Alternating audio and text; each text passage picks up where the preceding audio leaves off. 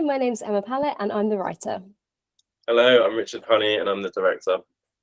Hi, I'm Tom Thurgood. I'm one of the producers. Hello, I'm Lily Streams and I'm the other producer.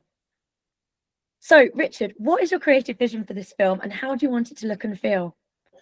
I see this film as being very bold and colourful and stylized. I think of it as being akin to Edgar Wright and Taika Waititi in the sense it's going to be quirky and heartfelt, but also incredibly polished and thought out. Essentially, like I want to do interesting cinematography and interesting shots.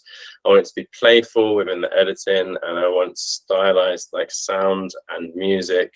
And I want transitions which are not just hard cuts in and out of scenes, but have like a directional approach to them. So we move, and essentially I want the audience to feel like they're going on a journey, that they're actually in the hands of the filmmakers and we're being guided through something. I want it to be incredibly comedic, and I want it to have something that feels real at its core, though. I want it to have something that's like in the ballpark of Little Miss Sunshine.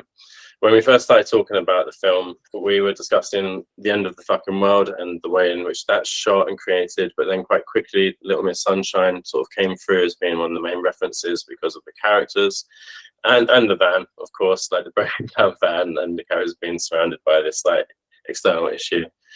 But then also, I've just started to gravitate more and more towards films like Scott Pilgrim versus the World and the way in which that's shot, and also the use of color, like in 500 Days of Summer, and just color theory in general. I'm very keen to have each individual person to have color that's distinct to them. So we want the lead characters to have like yellow glasses.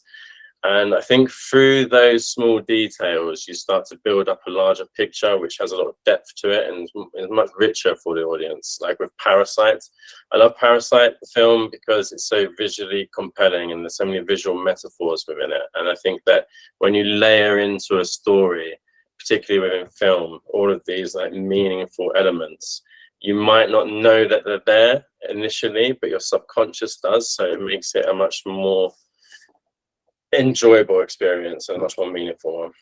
Amazing, Richard. And why do you want to make this film and why now? You got 40 seconds to do it, okay? I want to make it now because it's poignant, and I also think that it's worthwhile.